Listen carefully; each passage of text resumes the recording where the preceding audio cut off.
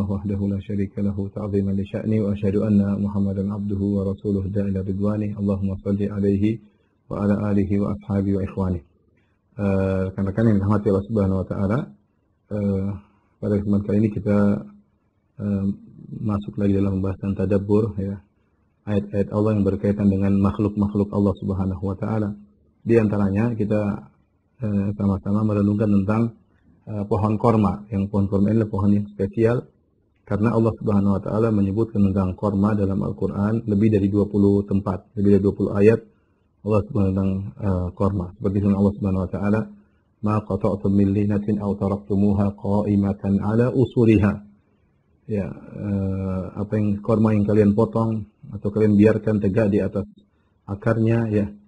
Allah sebutkan dalam surat Al-Hasyr. Contoh juga Allah Subhanahu wa taala berfirman, "Wa min thamaratin nakhili wal a'nabi tattakhiduna minhu sakaran wa rizqan hasana." Dari buah-buahan korma dan juga dari buah-buahan anggur kalian bisa menjadikan tersebut menjadi minuman atau rezeki, ya. Dan dahulu di awal-awal Islam khamar masih dibolehkan, di antaranya khamar dibuat dari a'nab, dari anggur, dan juga khamar dibuat dari korma, ya. Khamar juga bisa dibuat dari korma, kemudian syariat datang mengharamkan khamar, ya. Dan banyak sekali, ya, Allah menyebutkan nakhil, ya, dalam Al-Quran lebih dari 20 tempat. Demikian juga kalau kita baca hadis-hadis Nabi SAW, maka banyak sekali Nabi SAW menyebut tentang korma. Hal ini tidak lain karena memang orang-orang Arab yang dimana awal kali Al-Quran turun kepada mereka hidup di lingkungan yang di situ banyak sekali pohon korma. Makanya Allah Subhanahu wa taala memberikan perumpamaan tentang korma, demikian juga Nabi SAW memberikan perumpamaan banyak tentang pohon korma. Pohon korma, di antara keistimewaan pohon korma, ya, mungkin kalau kita tulis, ya, keistimewaan pohon korma.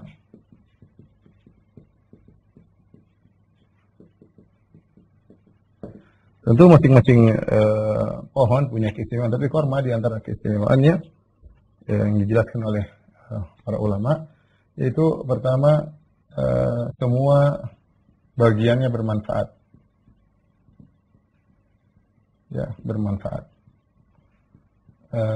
Mulai dari akarnya, dari batangnya, dari daunnya, dari pelepahnya sampai dari bijinya, semua tidak ada yang terbuang, ya. Ini terus terbuka cakrawala ilmiah, hingga bagian-bagian korma dimanfaatkan dalam banyak hal, ya. Semua bagiannya bermanfaat, tidak ada yang terbuang. Kemudian di antara keistimewaan pohon korma, dia adalah pohon yang kokoh, pohon yang tegar, yaitu daunnya tidak gugur ditiup angin. Tidak gugur ditiup angin. Makanya nggak ada namanya daun korma berguguran, tapi kalau daun pohon-pohon yang lain banyak, ya. Pohon apapun biasanya daunnya kalau tertiup angin bergugur atau kering kemudian gugur. Korma enggak, daunnya tegar, ya. Dan ini juga disebut oleh Nabi SAW, la yatahatta waraquha. Pohon tersebut tidak gugur daunnya, ya.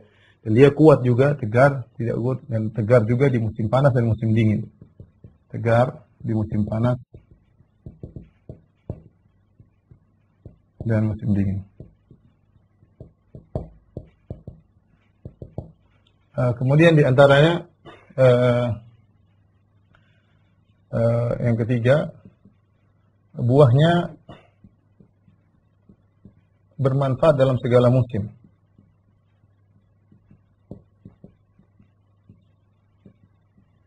Memang korma dia matang jadi rutop ketika di musim panas, ya. Ketika di musim panas, ya. Tetapi setelah korma bisa dimakan dalam bentuk rutop, ya. Tapi kalau dibiarkan akhirnya dia menjadi korma yang kering, dan itu bisa menjadi bahan makanan pokok. Makanya korma ada yang merah, ya. Kemudian ada yang sebelumnya lagi hijau, ya. Kemudian bisa dalam warna merah disebut balah, kemudian juga rutop, ya. Yang kuning-kuningan. Kemudian nanti dia hitam, ya, hitam. yang disebut dengan korma ya, korma. Ya.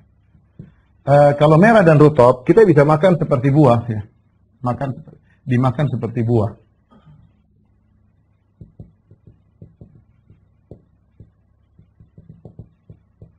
Kalau korma hijau ya ada yang bilang obat ya. Saya pernah ketemu seorang ikhwan, dia beli korma hijau katanya untuk obat memudahkan kehamilan ya. Benar atau tidaknya Allah alam bisa. Dia cerita sama saya sudah 2 kali atau berapa kali berhasil. Ada teman-teman yang tidak bisa punya anak dengan sering mengkonsumsi korma hijau, ya akhirnya bisa punya anak. Tapi Allah alam ini kembali kepada dokter yang lebih tahu. Tapi biasanya hijau tidak dimakan. Yang dimakanlah merah dan rutop. Ini balah dan ini rutop. Ini merah, ini warna kuning, bisa dimakan sebagai buah. Dimakan sebagai buah ya. Adapun kalau sudah warna hitam, dia kut, yaitu dimakan sebagai makanan pokok. Ya, kalau zaman sekarang mungkin sudah tidak lagi, tapi zaman dahulu, di zaman Nabi SAW, kurma adalah makanan pokok. Makanya kena zakat, ya kena zakat. Dan di antara yang kena zakat adalah makanan yang merupakan makanan pokok dan muddakhar, bisa disimpan. Oleh karena kurma dikatakan manfaatnya sepanjang zaman. Karena kalau dimakan sebagai rutop bisa, sebagai balah bisa, kalau disimpan jadi kurma bisa bertahan sampai setahun ya. Bisa bertahan sampai tahun, sampai pada musim berikutnya ya, sehingga kalau orang sudah punya kurma dia nyaman di rumah karena dia sudah punya bahan makanan pokok. Dia tidak seperti nasi, kurma tanpa tambahan bisa dimakan. Tanpa tambahan yang lain bisa dimakan. Di antara keistimewaan kurma. Kemudian juga ditinjau dari gizi yang dikandungnya. Ya.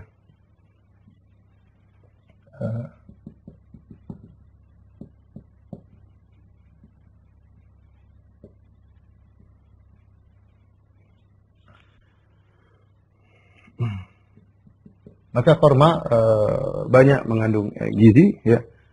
Di antaranya, ya tadi sudah kita sebutkan, ya, bisa jadi makanan pokok. Ya.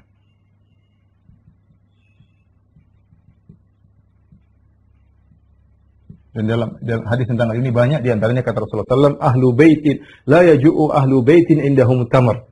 Kata Rasulullah SAW, la yaju'u ahlu baitin indahum tamar. Keluarga yang ada kormanya tidak kelaparan. Yang ada kormanya, yang punya korma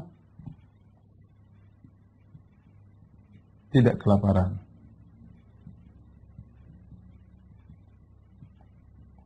Kemudian dalam hadis yang masyhur, ini hadis riwayat Muslim, hadis masyhur tentang ketika Aisyah ditanya, ya, in kunna lana al-hilal, thumma al-hilal, thumma al-hilal, thalathata ahillatin fi syahrain, wa ma ukida fi buyuti azwajin Nabi sallallahu alaihi wasallam nar.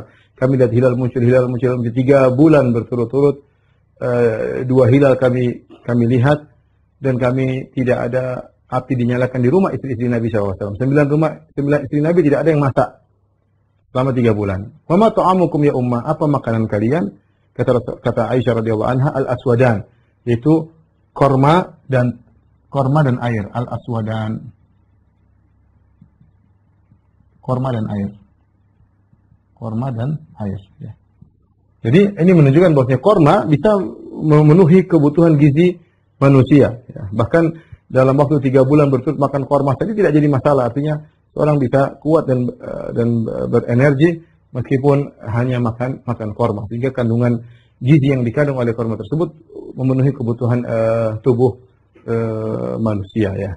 Kemudian disebutkan juga bahwasanya korma, ya, bermanfaat bagi bayi yang baru lahir.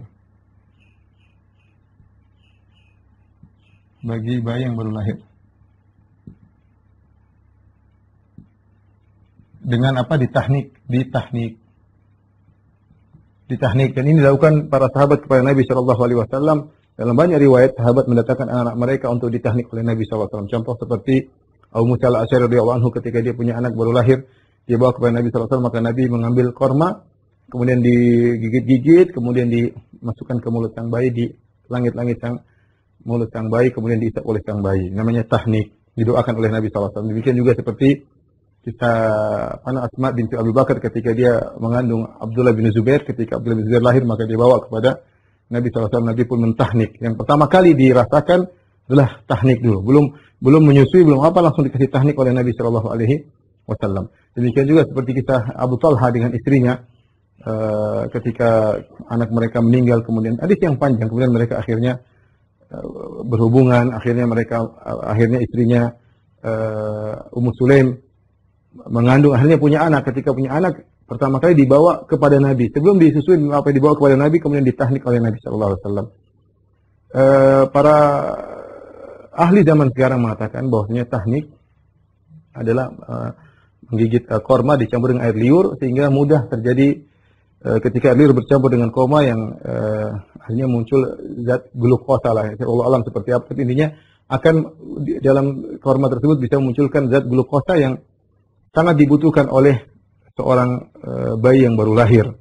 Saya tadi baca-baca juga bahwasanya ketika bayi baru lahir ada kemungkinan mengalami potensi kekurangan glukosa karena terputus plasentanya, sehingga asupan gizi dari ibu kurang, sehingga ketika dia lahir maka dia butuh glukosa yang cepat. Bahkan saya tadi baca juga sebagian rumah sakit sudah menyediakan glukosa khusus buat anak bayi ketika lahir, diberikan dulu glukosa tersebut sebelum disusui oleh ibunya, Dan ini ternyata sudah dipraktikkan oleh Nabi Shallallahu Alaihi Wasallam 1400 yang lalu dengan namanya tahnik ya.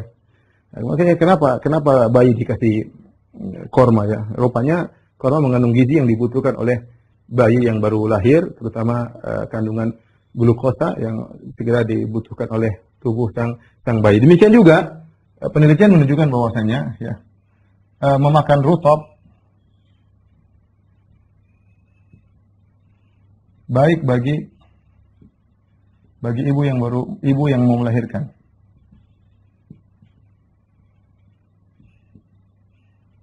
Makanya Allah Subhanahu wa taala menyebut tentang kisah Maryam ketika akan melahirkan Nabi Isa alaihissalam.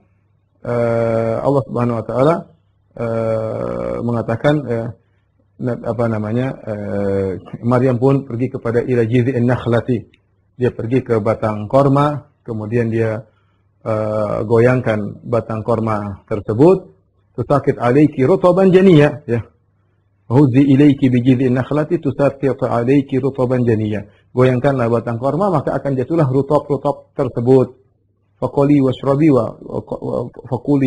wa qurri aina. Maka makanlah rutab tersebut. Kenapa Allah mengkisahkan tentang kelahiran Nabi Isa ketika ibunya Maryam mengandung, Allah suruh pergi ke batang korma untuk makan rutab? Rupanya diteliti sekarang bahwasanya rutab sangat baik bagi ibu yang mau melahirkan, di antara untuk mencegah pendarahan, untuk memudahkan keluar sang anak, kemudian juga mencegah pendarahan. Allah alam bisawab, ini dibahas oleh para ahli-ahli medis yang mereka meneliti khusus tentang masalah ini. Kemudian di antara juga bahwasanya sebagaimana datang dalam hadis, korma melindungi dari sihir dan racun ya. Jika dimakan di pagi hari, kata Nabi SAW, man tasabbaha bi sab'ati tamaratin ajwa lam yadurruhu al-yawm sihrun wala summun ya. Kata Nabi SAW, barang siapa yang di pagi hari kemudian makan 7 butir korma ajwa ya.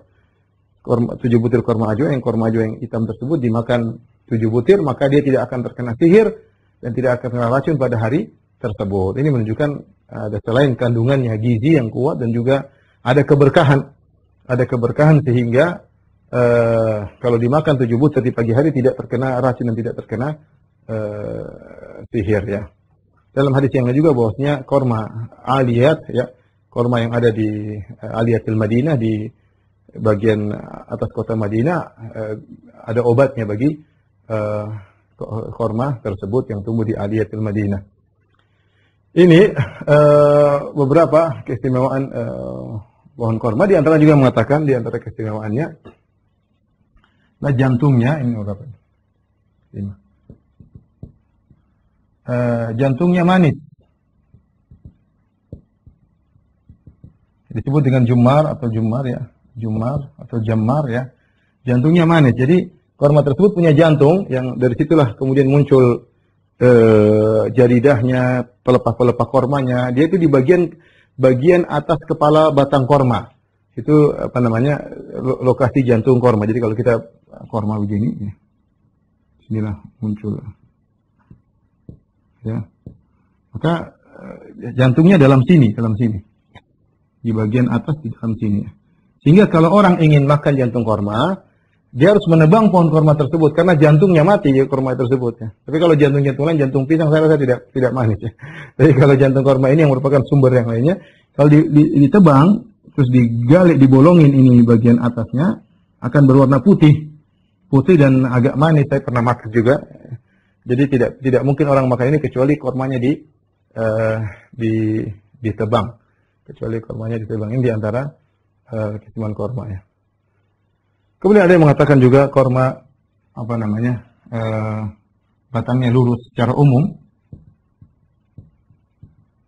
batangnya lurus,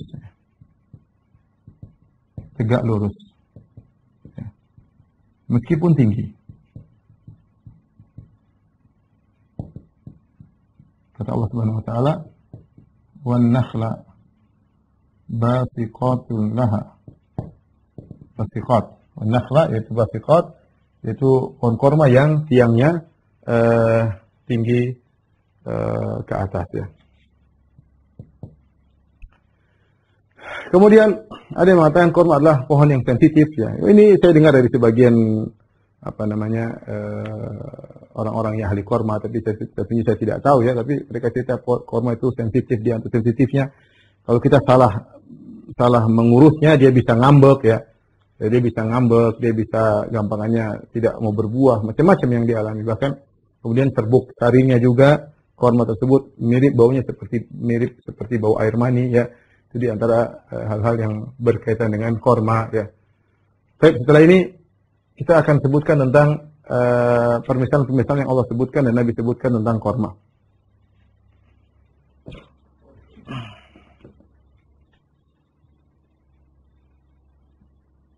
Karena korma adalah tumbuhan yang banyak di Jazirah Al-Arab ya, terutama di Madinah ya, di Madinah, di daerah situ di Madinah, Khaybar ya, dan seterusnya sampai ke Al-Ula, itu banyak sekali korma. Kemudian juga di Qasim ya, situ terkenal korma Tamar Al-Qasimi, itu korma yang terkenal ya. Di antara yang menakjubkan, saya pernah ngobrol sama pemilik kebun korma tentang korma ajwa ya. Dia bilang, kenapa korma ajwa tidak ditanam di Qasim? Qasim terkenal banyak korma. Qasim kira-kira dari Madinah sekitar 400